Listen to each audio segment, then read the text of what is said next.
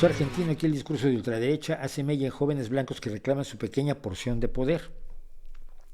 Y en los sectores populares se dice que los extranjeros les roban el trabajo, pero es que esto siempre se ha dicho. Es el argumento más fácil. Al final resulta que no es cierto. Y tienes un ejemplo muy claro en el Brexit. Ahora no hay personal médico suficiente para la National Health Service, para el NHS.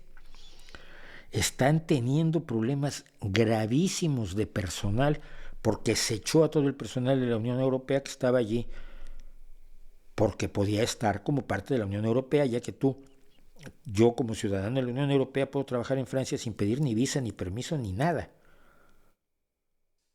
Puedo viajar por toda la Unión Europea sin una visa, con solo mi pasaporte español, que es un pasaporte europeo, y puedo trabajar, residir, vivir y desarrollarme en cualquier lugar. Simplemente tengo que avisarles a las autoridades: ya estoy aquí, estoy residiendo, ahora pago mis impuestos aquí, y mi hijo va a estudiar en esta escuela, ¿no?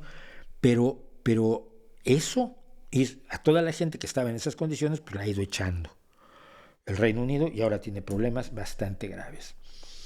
Es muy fácil decir que los extranjeros te roban el trabajo. ¿Qué trabajo te pueden robar? El que tú no quieres hacer en la gran mayoría de los casos. Porque los inmigrantes van a hacer el trabajo que nadie quiere hacer. Los inmigrantes de cualquier lado, cuando mi abuelo se fue a México, no se fue a trabajar de millonario, que nunca fue. Se fue a trabajar de dependiente de una tienda y dormía bajo el mostrador con un palo por si alguien se metía a la tienda a robar. No tenía ni casa.